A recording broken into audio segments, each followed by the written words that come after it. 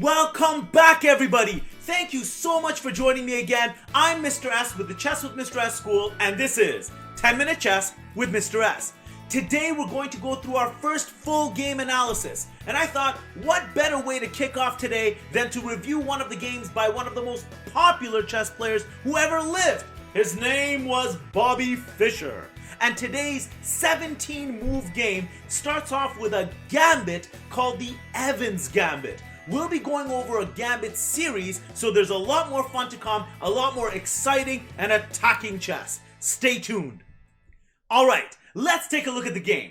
In this game, Bobby Fischer was playing for the white pieces and his opponent, Reuben, for the black pieces. The game was played in 1963 in New York. Now, Bobby Fischer decided to play the Evans Gambit. Now, those of you that are not familiar with gambits, don't worry, we'll be going through a lot more gambits in this next series. Now, a gambit is when you give away a pawn or a piece or something in the beginning of the game, the opening, in order to get faster piece development, castling, attacking the center, all those ABCs that you're all familiar with now. Let's take a look at the game and see what happened. In the game, Bobby Fischer started with pawn e4, opening the front door for the bishop and the queen to breathe. Black played e5. Bobby Fischer played knight to f3, attacking the pawn on e5, and Reuben played knight c6, which is defending.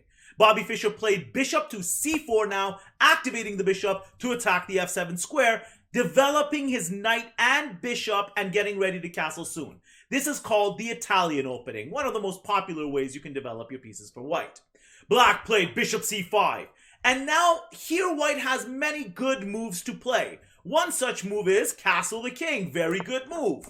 Another good move might be pawn d3. Push out your front teeth and get ready to develop your bishop.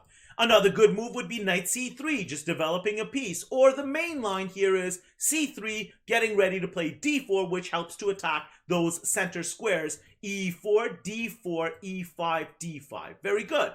In this game, though, Bobby Fischer decided to play a much more aggressive opening, which I love. This opening is so cool, called the Evans Gambit, moving the pawn on b2 to b4, attacking the bishop. Now, if your bishop is under attack and you're playing for black, what would you do here? So, which way would you take the pawn on b4 if you were playing for black? You can take with the bishop or the knight, both are good, but most players take with the bishop. And that's what Reuben did. Excellent. Now the bishop is pinning the pawn on d2, which means the pawn can't move, otherwise we'll be in check. Here, Bobby Fischer played pawn c3, which is the main idea of the Evans Gambit, and most gambits to make free moves on your opponent's time, which means your opponent makes one turn, then another turn, then another turn. In this case, the bishop has to move. The bishop can either run to a5 or to e7. Some players play a5, some players play e7. In this game, Reuben played bishop back to a5. Now it's Bobby Fischer's turn, and Bobby Fischer attacks the center with pawn d4. A great idea, and offering black another free pawn. Well, Reuben couldn't help himself, and he said, thanks for the pawn. And now Bobby Fischer said, I have another pawn you can take if you would like to capture on c3. I'm just going to castle my king, since I cannot take you with the pawn, as there is a pin against my king, like this. So Bobby Fischer castles, and Reuben says, thank you for the pawn. Now it's your turn, you're playing for white, so what should we do if we were Bobby Fischer in this position? If you answered, queen goes to b3, you're correct. The idea, or one of the main ideas of the Evans Gambit, is to align your bishop and queen in a battery, that is, when they're protecting one another. In this case, bishop protects queen, queen protects bishop. Then we attack the f7 square, that weak pawn on f7 that's only defended once by the king.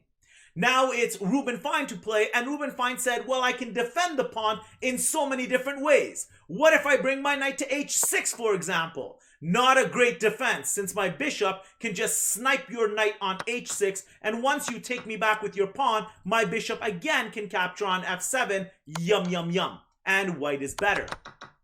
In this game, the better idea is either to move your queen to e7 or to f6, and Reuben did exactly that by moving his queen to e7. Now it's white to play, and remember, when you're doing a gambit, the idea is to slow down your opponent's development or at least speed yours up by a lot. In this case, what white did, Bobby Fischer, is to stop black from castling his king. So here, Bobby Fischer played knight takes c3, activating his knight and getting ready to go to the d5 square and harass this queen. Well, it's Reuben Fine to play, and Reuben Fine developed his piece to f6. What's the best move now for white? Now that the black knight is on f6, defending the d5 square, should we still jump to d5 to attack the queen?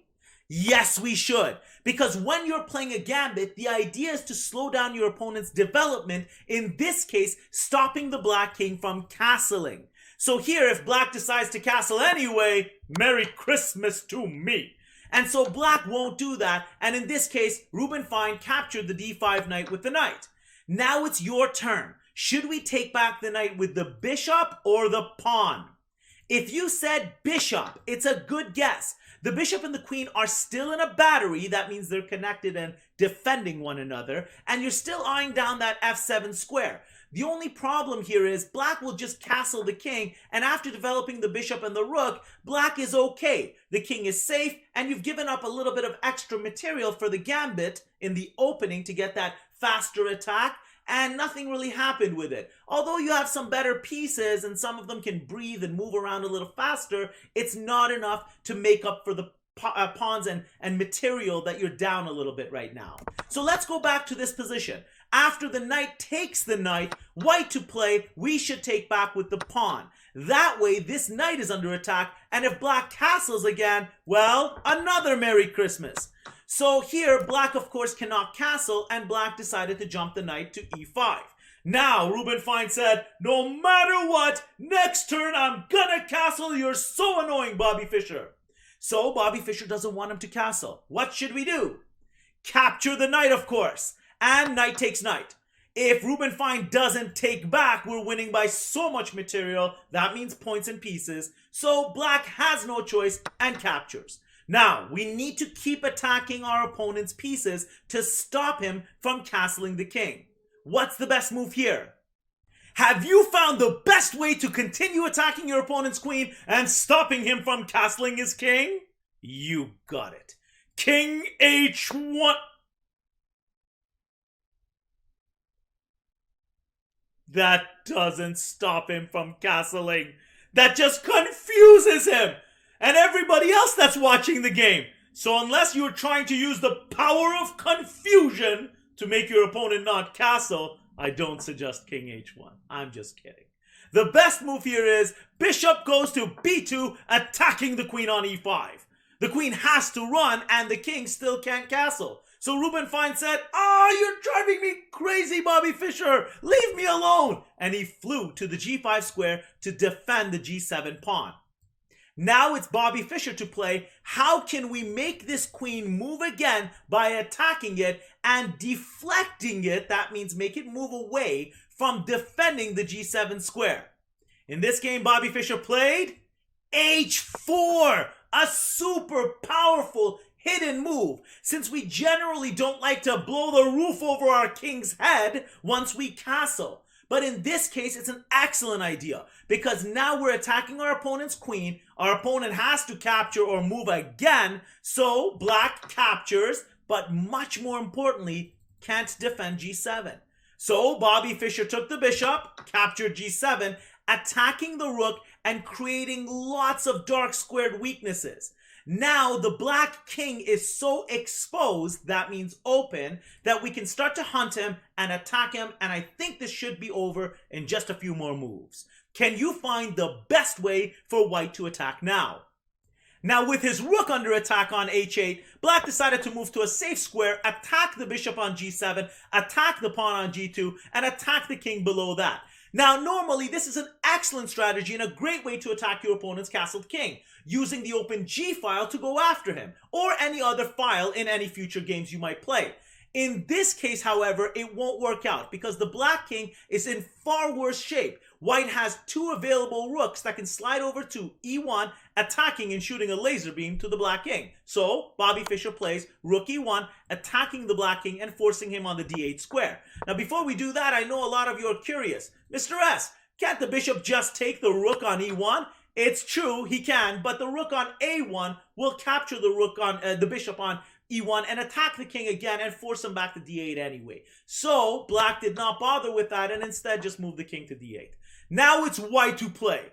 Find the best move, the last move Bobby Fischer made before Reuben Fine resigned. Did you see it? Pawn a3. Completely confusing Reuben Fine. Excellent strategy, Fischer. I'm only joking. In this position, Bobby Fischer played queen goes to g3 and Reuben Fine resigned. Let's take a look at and see why Reuben Fine didn't bother continuing playing in this game. So with Bobby Fischer's final move, queen g3, Reuben Fine finally had enough and he resigned the game. Let's take a quick moment and examine some of the possibilities that never really happened but are so fun to see. Now, let's take a look at the obvious move. Queen takes queen on g3. The move is bishop f6, checkmate. We attack the king and recover the e-file. So the king has nowhere to go. That's mate. Now, what if the queen didn't capture the queen and instead Reuben Fine played a fire escape on c6, getting the king to kind of run outside? Well, in this case, you could take the free queen and say check, which is an excellent option. But there's an even better move that's slightly harder to find. Take a moment and see if you can find this. Pawn d6, covering the square on c7 and e7. Now if black takes again, you get mate one more time with bishop f6 and your opponent's king can't go anywhere. This is mate again. Now, what if that didn't happen and the queen doesn't take and instead runs to e7 to sort of try to protect the black king? Well, in this position, there's another really hard to find move that's really cool. Can you find it? Bishop f6. And now we're attacking the queen. If the queen captures us on f6, then our queen will capture the rook on g8, saying checkmate one more time. Another excellent finish, another cool way to finish the game. Now, let's go back. What if the queen doesn't take the bishop, but instead the rook takes the queen? Well, in this case, I hope you don't take the rook. I hope you also don't take the queen. I hope instead you find another very tough to see move, but that's so cool. The move is bishop takes f7. Such an exciting move, such a cool move to see. Now, what can black do here? And unfortunately, there's nothing. Black is in what's called Zugzwang, which is a German word for hopeless. He's in a hopeless position. We use the word Zugzwang in chess when a person has no good moves left, and there's nothing black can do. Let's say, for example, black, say, takes the bishop. There's mate in one again. Did you see it? Rook goes to e8. Mate. Excellent.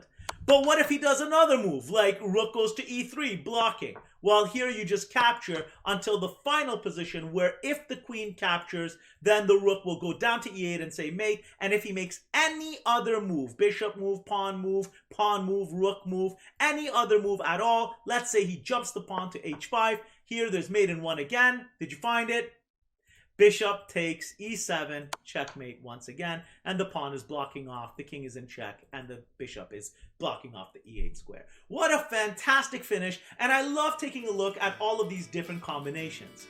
Now, I really hope you guys enjoyed today's lesson. We'll be back again next week with another fun and exciting Gambit lesson that we'll explore all sorts of different possibilities for at the end of the game. Until next week, thank you so much for watching. I hope to see you again and have a wonderful evening. Bye-bye, everybody.